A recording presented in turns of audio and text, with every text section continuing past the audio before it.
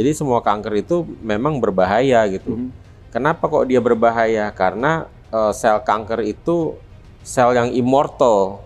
Immortal itu tidak mau mati, menolak mati dia, bukan menolak lupa dia.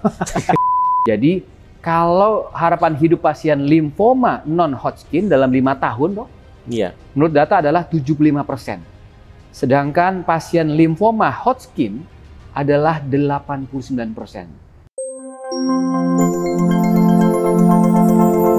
Infus, informasi seputar kesehatan.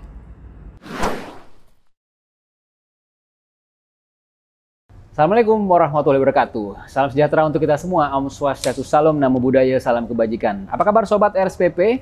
Saya Rudi Johan atau RJ. Ini adalah podcast perdana Infus, informasi seputar kesehatan. Jadi mulai hari ini kita akan bersama-sama menyaksikan episode seputar kesehatan yang tentunya menarik untuk Anda saksikan. Hari ini saya nggak sendiri pastinya, saya punya narasumber yang luar biasa. Saya bersama dengan Dr. Alvin Harahap, spesialis penyakit dalam, subspesialis hematologi onkologi. Halo dokter. Selamat pagi RJ. Apa kabar dok? Fine, terima kasih. Dr. Alvin apa Dr. Harahap? Dr. Alvin aja. Dr. Alvin. Oke, ada panggilan sayang dari pasien-pasien? Enggak ada. Dok Alvin begitu ya? Iya. Oke, Dok Alvin dan Sobat IHC Rumah Sakit Pusat Pertamina. Tema hari ini adalah tentang limfoma. Sebuah fakta, sebuah data nih dok ya. Kalau saya salah tolong diperjelas lagi dok. Bahwa penderitanya itu ada dua macam, Hodgkin sama non-Hodgkin. Untuk yang Hodgkin, bahwa saya mau ngomongin soal ininya nih. Persentase kehidupannya. Wah ini agak ngeri ya soalnya ya. Jadi kalau harapan hidup pasien limfoma non-Hodgkin dalam 5 tahun, Dok, menurut data adalah 75%. Sedangkan pasien limfoma Hodgkin adalah 89%. Dan ini artinya limfoma ini adalah kanker yang serius juga berarti gitu ya, Dok. Nah, biar Sobat RSPP itu paham, limfoma itu apa, Dok? Dalam bahasa awam itu paling mudah apa sih, Dok? Oke. Jadi gini Pak Rudi, kalau masalah kehidupan, ya kita manusia hanya bisa berikhtiar gitu. Ya, usaha ya, Dok, ya. Usaha dulu, yang penting usahanya dulu. Nanti outcome serahkan kepada yang maha kuasa. Bukan klise sih, cuman memang ya semakin saya mendalami kanker ini ya, ternyata itu tuh benar gitu. Itu tuh memang benar. Nah kemudian untuk limfomanya sendiri, ya memang ini satu jenis kanker. Jadi kalau kanker kita bedakan antara solid tumor. Solid tumor itu misalnya kanker payudara, kanker paru-paru, dan ada juga yang kanker darah gitu. Nah limfoma ini termasuk kanker darah. Nah sel darah sendiri itu ada banyak gitu. Ada mulai darah merah, darah putih, trombosit. Terus nanti belum kita ngomong masalah sel bibitnya atau stem selnya gitu ya. Nah, limfoma ini yang mana gitu? Itu dia termasuk sel darah putih. Gitu. Ya, jadi sel darah putih dibagi lagi, dia ada limfosit B, ada limfosit T, ada RK sel. Banyak ya. Ternyata ya makin dipelajari makin banyak itu yang ketemu baru. Nah, dia itu termasuk limfosit B. Gitu termasuk ya. Limfosit B. Baik Hodgkin maupun non-Hodgkin. Nah, kenapa ini berbahaya? Pertanyaannya, Dok. Oke, jadi semua kanker tentunya mematikan ya, Dok? Iya, betul. Jadi semua kanker itu memang berbahaya gitu. Kenapa kok dia berbahaya? Karena sel kanker itu sel yang immortal. Immortal itu tidak mau mati, menolak mati dia, bukan menolak lupa dia. Dia lupa asal tapi nggak mau mati. Nah repot banget tuh. Kalau nggak mau mati gimana? Kalau nggak mau mati dia berbiak terus tuh. Jadi bermultiplikasi terus tiap hari. Bahkan tiap menit gitu dia tiap jam dia akan berkembang biak gitu ya. Berkembang biaknya dari 1 jadi 2 jadi 4 jadi 16 iya gitu. Jadi logarithmic scale, jadi dari pelan terus sampai gitu, lama-lama jadi tinggi dengan cepat gitu, jumlahnya jadi banyak. Nah itu dia kalau dia berkembang biak terlalu banyak, nah itu dia menyebar gitu ya. Jadi kalau pergi dari rumah, kalau anak laki pergi dari rumah merantau. Oh, merantau. Merantaunya kejauhan, Dok. Merantaunya kejauhan Oke. gitu. Nah, dia menceloknya di mana-mana tuh. Kalau burung kakak tua mencelok di jendela gitu. Kalau ini menceloknya bisa ke otak, ke paru-paru, ke liver. Oke. Nah, di sana dia biasa kalau udah mencelok kan dia bikin itu lagi ya, berketurunan Bikin lagi. masalah di situ gitu ya. Iya, berketurunan lagi dia. Jadi mulai lagi dari 1, jadi 2, 4, 6. Nah, akhirnya organ yang ketempatan itu bisa terganggu fungsinya gitu. Jadi kalau di liver kalau dia masih sedikit ya dia nggak bikin apa-apa gitu. Tapi kalau dia udah mulai banyak dia jepit. Yang paling gampang kelihatan pasiennya jadi kuning gitu kan. Kalau paru-parunya dipenuhi oleh sel-sel limfoma jadinya susah bernafas, jadi sesak gitu. Oke. Nah, kalau dia masuk ke sumsum tulang. Nah, sumsum tulang itu ya tadi tempat pembentukan sel-sel darah lain, ada sel darah putih, sel darah merah ya, sel trombosit. Ketempatan sel limfoma gimana? Ya mati jadinya. Sel-selnya terdesak keluar. Nah, kalau dia terdesak, tempat hidupnya diambil alih, akhirnya terjadi penurunan sel darah merah atau anemia, kemudian trombositnya turun, bisa trombositopeni gitu ya. Nah, terus ternyata sel limfoma, walaupun namanya sama-sama limfoma ya, sama-sama sel limfosit B ya, tapi karena dia udah berubah jadi jahat, temennya yang masih baik, yang masih sehat, yang membelahnya tidak terlalu cepat, terdesak juga gitu. Nah, terdesak sehingga artinya apa, Dok? Mati atau mati? Ya kayak kita di rumah didesak-desak sama orang kan gimana? Akhirnya kita keluar dari rumah. Kita keluar dari rumah nggak punya rumah gimana akhirnya? Ya. Baik. Nah, akhirnya mati juga gitu yang sehatnya, sel limfosit sehat. Akhirnya digantikan oleh sel limfosit ganas yang tidak menghasilkan sel kekebalan tubuh. Oke, baik. Nah, saya mau tanya berikutnya, Dok. Gimana sih cara mendeteksinya? Kan ada penyakit yang bisa dirasa, sehingga kita bisa, saya mau cek nggak enak nih badan nih, gitu ya, Dok ya? Iya. Ada yang enggak nih, karena dia ada diem di dalam, tapi lama-lama mengganas gitu, Dok ya. Nah, bagaimana caranya untuk mendeteksi limfoma ini? Tapi jangan dijawab sekarang, Dok ya. Iya. Kita akan balik lagi setelah pesan-pesan berikut ini. Tetap di Infus, informasi.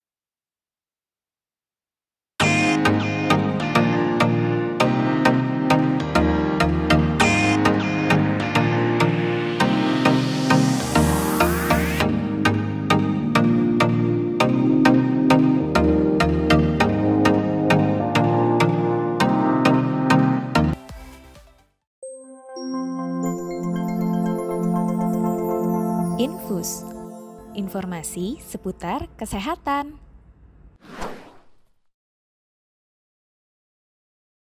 Oke, terima kasih Sobat IHC RSPP, masih bersama dengan Ruli Johan dan Dr. Alvin Harahap, spesialis penyakit dalam, subspesialis hematologi onkologi. Kita lagi ngomongin soal limfoma. Pertanyaan tadi saya, Dok, nyangkut gimana caranya mendeteksi dini ini, dan atau rasa-rasanya apa sih kalau kita ada penyakit ini di dalam? Ya. Oke, jadi limfoma itu ya karena dia pokoknya itu di kelenjar limf ya. Kelenjar limf itu apa sih? Pos polisinya badan. Kelenjar limf itu.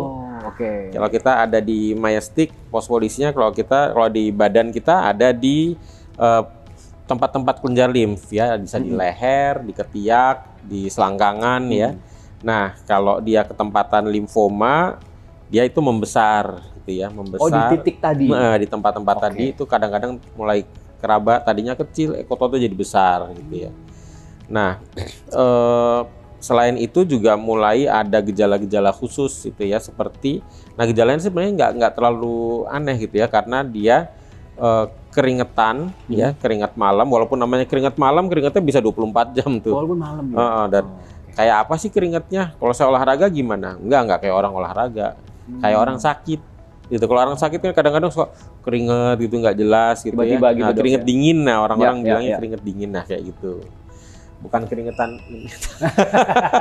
kena AC ya, Dok, ya atas saya. Okay. Jadi ya kayak gitu deh, keringet dingin ya. Kemudian berat badannya turun.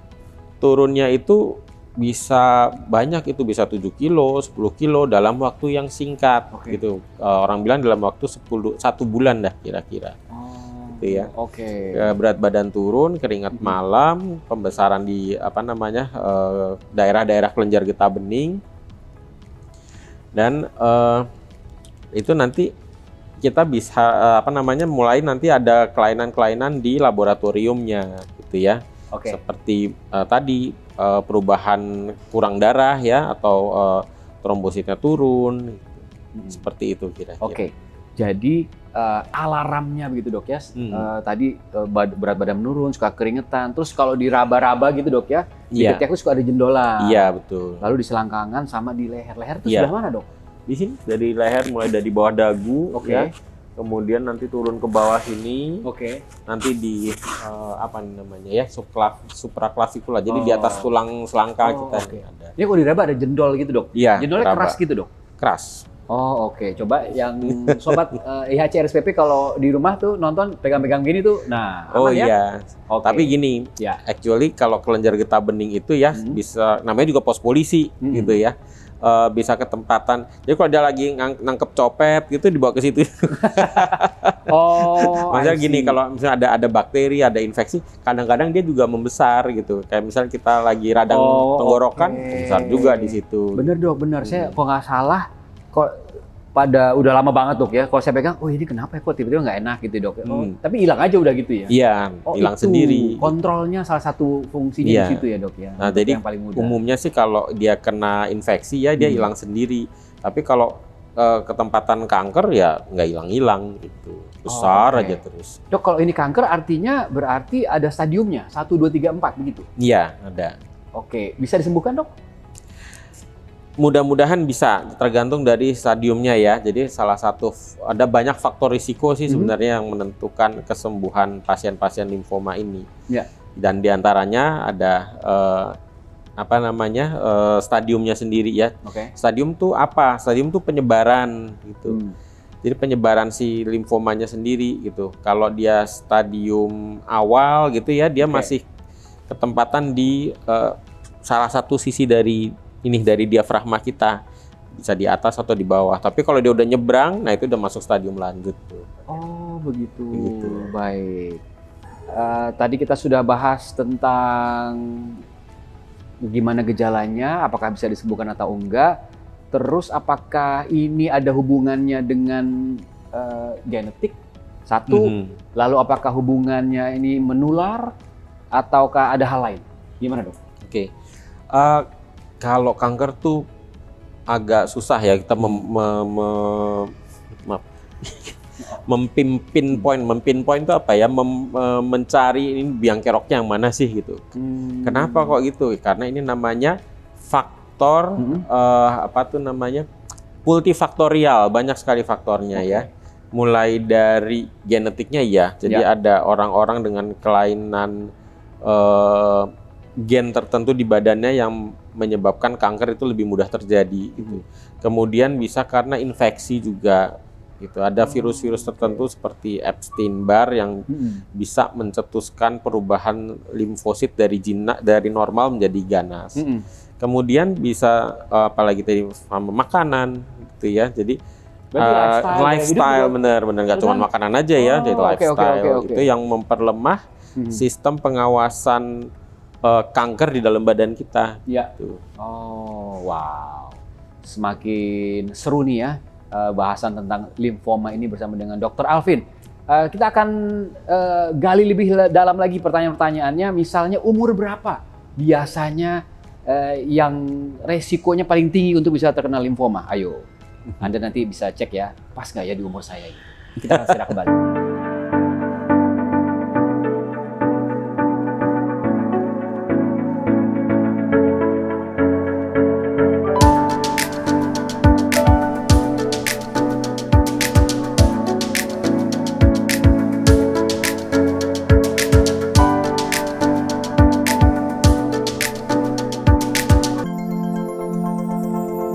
Infus, informasi seputar kesehatan.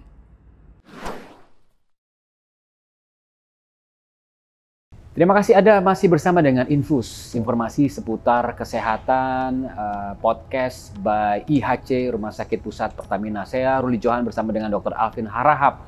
Tadi pertanyaannya adalah, umur berapa sih biasanya risiko tertinggi untuk bisa terkena limfoma ini? Tapi sebelum dijawab sama dokter, dok, kalau terkena, tadi yang belum dijelaskan adalah bagaimana terapinya yang bisa diberikan agar bisa sembuh gitu.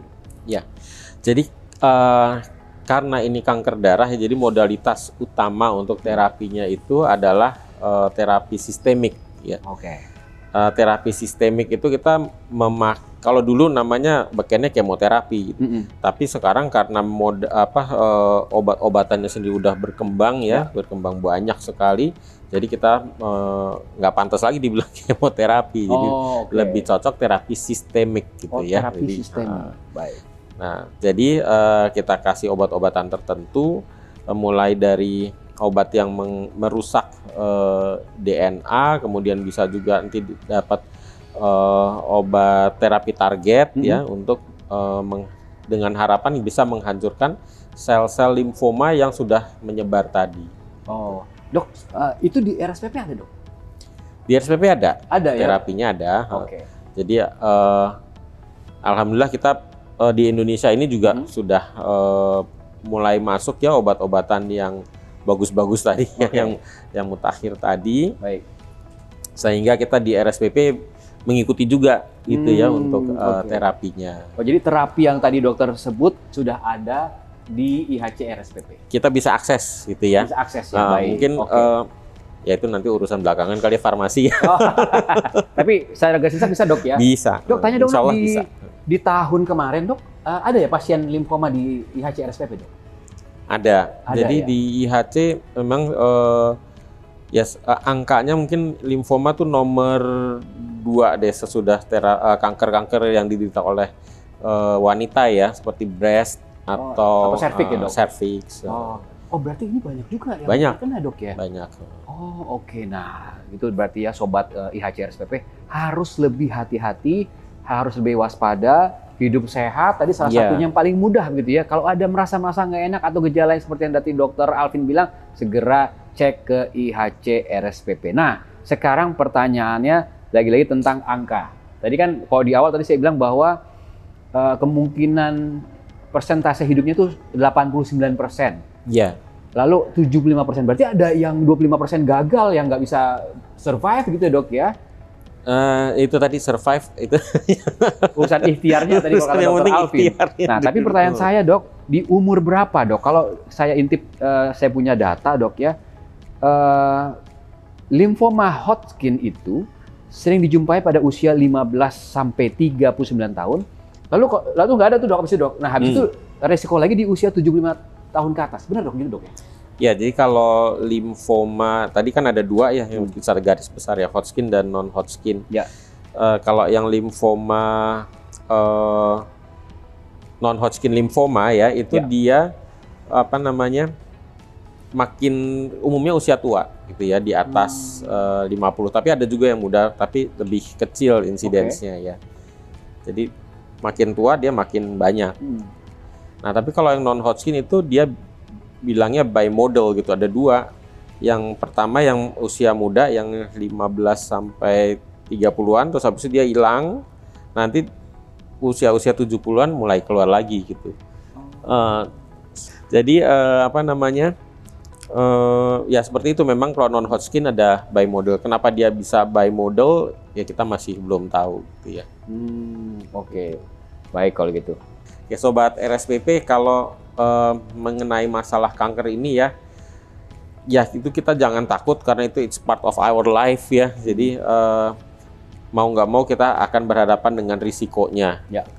Tapi yang paling penting gimana kita berusaha untuk menghindari. Itu tadi nomor 1 yang gaya hidup dulu, nomor 1 yang paling bisa dihindari ya. Kalau usia ya udahlah, itu KTP mana bisa dirubah gitu kan ya. Mau dirubah juga cuma angkanya aja. KTP juga udah seumur hidup ya dok? Iya, katanya seumur hidup udah nggak bisa dirubah lagi. Oke. Ya, jadi kalau masalah yang faktor-faktor intrinsik kayak jenis kelamin, usia itu ya udahlah terima aja. Gitu. Tapi kalau gaya hidup itu yang bisa kita rubah, gaya hidup sehat. Apa sih yang paling penting? Rokok nomor 1 itu, aduh musuh saya itu nomor 1. Rokok itu ya harus dihindari sebisa mungkin. Oke. Mau second hand smoker atau first hand smoker juga tetap kalau bisa hindari ya. Rokok aktif dan pasif gitu dok, sama aja rokok begitu aktif, ya. pasif sama aja, pokoknya hindarin ya. Terus yang nomor 2 makanan yang gula deh. Gula dan kelebihan kalori, obesity itu harus lebih gede gitu dok. Iya, lebih gede. Jadi apapun itu langsung dielus-elus. Langsung dipegang gitu ya, langsung olahraga gitu ya. Iya. Oke, karena data dari Globokan 2018, 14.100 lebih kasus limfoma non-Hodgkin yang ada di Indonesia dan 1000-an lebih kasus limfoma Hodgkin yang ada di Indonesia. Ini data 2018. Harusnya bisa lebih gede lagi dok ya gitu ya di 2023 2024 gitu dok ya. Seharusnya ini angka ini bisa lebih gede, lebih besar lagi ya. Dan ya itu tadi memang tugas kita bersama untuk menjaga hidup sehat tadi. Oke, kalau gitu terima kasih. Tapi bukan saya yang mau closing, sobat IHC RSPP. Saya mau kasih dokter yang closing karena dokternya bagus nih. Ya, pinter ngomong, pinter menjelaskan gitu ya. Dok, kamera sana dok. Iya. Dokter closing bilangnya gini dok. Terima kasih sobat RSPP menyaksikan Infus, informasi seputar kesehatan. Silakan dok. Terima kasih Sobat RSPP sudah menyaksikan Infus, informasi seputar kesehatan. Bersama Pak RJ.